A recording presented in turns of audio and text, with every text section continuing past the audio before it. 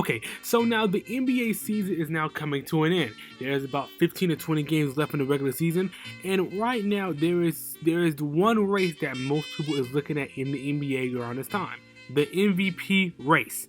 Now there's three crucial candidates that's coming to this race, and it's really hard to decide who is the MVP. So in this video, I'm going to be breaking down all three MVP cases and really tell who is my MVP and who is the MVP of the NBA. So first, let's start with the MVP race, Nikola Jokic. Now, Nikola Jokic last year won the MVP as the 6th seed, and it really shocked people, as Nikola Jokic as winning the 6th seed isn't really something that really happens. There's only certain exceptions to the MVP rule, which is really a top 3 seed and mostly a top 3 seed and with the best player on that team. So you being a number 6 seed like Russell Westbrook was and won MVP in 2017 was such an exception and not really that much to do. But it's different this season. Jokic on the Nuggets is having one of his best seasons, and he's number 1 in the Western Conference, and he's number 1 by far. I think he's above the Kings by 5 or 6 games, which is spectacular. Now the reason why Jokic has the MVP case is because of the advanced stats. If you look at Jokic's advanced stats, it's actually insane how well he's doing in the advanced stat category. He's also an amazing playmaker. Jokic is the best playmaker in the NBA. Jokic is a top 5 playmaker of all time. That's the player we'll talk about here. He's also very good offensively. But the thing that I do not like about Jokic sometimes is he's very passive at sometimes. We need to be aggressive.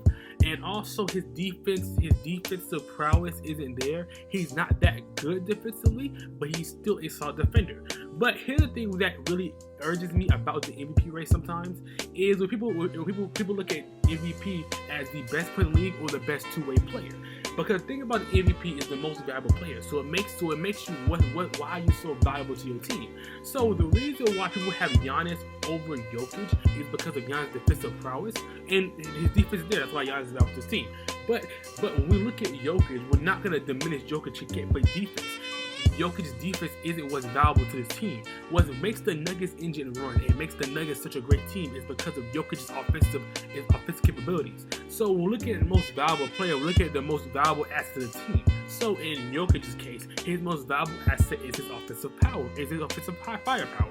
And he's very good at doing that. Right now, the Nuggets are one of the best teams to win the championship because of how good their team is. And people want to knock Jokic's MVP from last season, and it makes sense because I don't think he should have won the MVP based on the consistent things that happening throughout NBA history. But it didn't matter to me, as you can tell, as when Jokic's best players, Jamal Murray and Michael Porter Jr. comes back, they're now winning and the best player in the conference, and that's mostly because of Nikola Jokic. So I don't understand why this hate towards Jokic just keeps on happening. I don't know what this hate is. I don't know what it is, but people just really hate on Jokic. I don't understand why. Jokic is a top 5 player in the NBA, top 5 at maximum. He's a top 5 player in the NBA, and he is arguably the MVP of the season, and it makes sense. So next player we're going to talk about is Giannis Antetokounmpo. Now, I believe that Giannis is the best player in the NBA, and I have believed that since 2019. So that makes sense why he's in this race.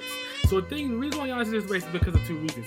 One, Giannis is an amazing offensive and defensive player, and that really helps people push the MVP narrative. Because if you're the best two-way player in the NBA, which means that you're good on both sides of basketball, that makes you a more valuable player in people's eyes. Now, I don't believe that, as I've already previously stated, but Giannis' offensive and defensive firepower is what's valuable to the Milwaukee Bucks.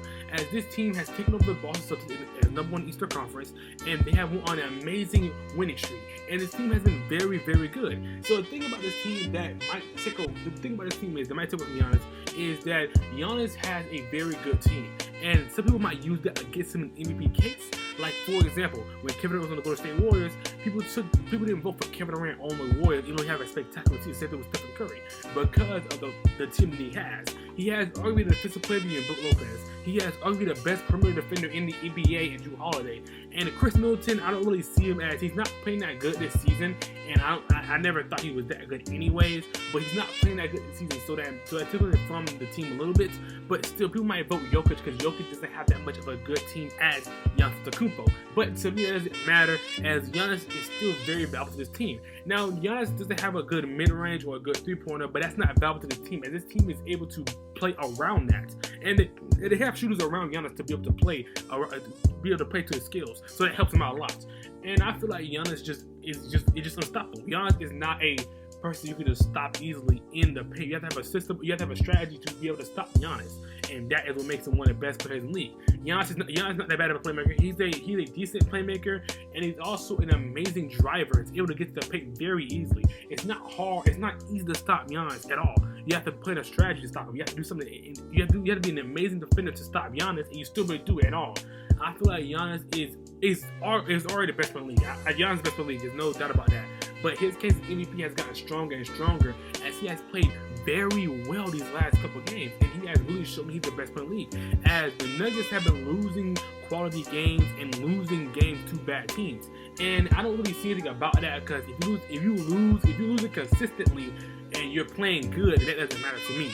But if you're winning against contenders and you're winning against teams and you're constantly elevating your play, that's going to elevate your MVP case. So Giannis is always in the MVP race. Even when he was losing those 2 years, he was still number 2, number 3, and it makes sense. Giannis is the best player in the league, and he plays like it every single season. So that's Giannis' case MVP, and he really has a really good case for winning the MVP. Now, next up is Joel Embiid. Now, Joel Embiid has always been number 2 or number 3 in the MVP race as well. The 2020 or 2019, he should have won it, arguably. But the reason why he didn't was because of his injury history. And this season, he hasn't really got injured that much, which is really good for Joel Embiid. Now, Joel Embiid is the third in the Eastern Conference, and that's very consistent for the MVP race. And he's playing really good this season. And he is leading the NBA in scoring. He got the scoring title again from a center, which the third time somebody has done that other than Shaq. So that's very good for Joel Embiid. He also has a really good team, as James Harden has downplayed his play to be more of a playmaker and more of a point guard, and allowing Joel Embiid to eat and play like he wants to play. And it really helped this team as well. They have good pieces in Tyrese Maxey, who is able to not be so ball dominant anymore, and is able to score off the dribble and score off of James Harden, Joel Embiid. They have Tobias Harris, and they have PJ Tucker, who is very good defensively and a good rebound for this team. This team is really good. Joel Embiid is good defensively. He's not that good as he was in 2019-2020, but he's still good defensively. And he's also a good offensive player. The only thing that lacks about him a little bit is his three-point shot. He can shoot threes. Not saying he can't, but his three-point shot is sometimes off. Also, he sometimes doesn't get to the spot like he really should be. Like, his spot should be in the post, low post, and which is an easy turnaround fade. So I don't like how he's trying to dribble and do pull up sometimes. That really irks me a little bit. But besides that, Joel Embiid is a very good player for his team. His case for MVP is really elevating the Sixers team to be a top 3 seed. As this team is always really good for this team, but really he gets injured a lot. And when you get injured, you normally have to play at least 80% of your games to be in the MVP race. There's one exception from that, which is Bill Walton. But besides that, you usually have to win 80 to 85% of the games, not win, play them to be able to make his first MVP. And he's always number 2. Last year he was number 2. The year before he was number 2. Before he was number 2. Last year number 3. And the reason why he was number 2, he really should have won it the first year Jokic had it, but he got injured. It was either last year or 2019. One of them years he should have won the MVP race. I had Joel Embiid as my MVP. I did, hands down. But he got injured. If he did not get injured that season, he would have been MVP. Hands down, no question about it. So that's what's wrong with Joel Embiid. Joel Embiid needs to stay healthy. If he stays healthy, he has the MVP. That's the only thing about it. And he just does not stay healthy, and that's really bad for this team. But besides that, Joel Embiid is having a good season. He has a very good case MVP. The team is a top 3 seed in the Eastern Conference. He's playing at an MVP caliber level. He's playing good defensively and offensively, and leading his team to the playoffs. And they are a very good team in the Eastern Conference. Now, there's 2 more things I want to say before I say my MVP. One of these things I want to say is that the MVP rate, the MVP consistent thing has been a top 3 seed, and you have been the best player on that team, which is semi-consistent. Now, the thing that's happening with the MVP race, the MVP narrative, is that it's getting changed a little bit. Now, normally it was really based on winning, and it was based on how many wins you had, based on how many wins you had, how much you contribute to the wins. But now it's getting based on value and more looking at how well you have played on that team and what you bring to the table. For example, Russell Westbrook in 2017 should not win the MVP. In other consistent areas, he should not win the MVP. But the reason why Russell Westbrook won 2017 is because of his value he brought to the Oklahoma City Thunder team and was able to lead that team to the 6th seed and average triple-double. That is how valuable he was. So they're really taking the name valuable and emphasizing that more and more, which is something I like about this award. I've always said that it's the most valuable player, how valuable you are to your team. Now, there's something you take from that, like for example, if you want to say Shai Alexander is the most valuable player because how good he's the Thunder. Yes, but also no. Now, the reason why I say that is because Shai is not on a level as Jokic was last season, if that makes sense. Jokic was leading this Nuggets team that did not have any all-star type players, anything, to the 6th seed and in the playoffs. Shai is not leading his team to the Thunder or in the playoffs at all, so I'm going to knock that narrative down. So that's the thing about valuable. It presents on how valuable you are to your team to a certain extent. So, like for example, Jokic's value is offensively. So we're not gonna knock Jokic for not playing good defensively. You can knock him as a player. That's why he's not the best player in the league. But him being valuable to his team for defense, that's not something you can knock him for because he's not there for a defensive player.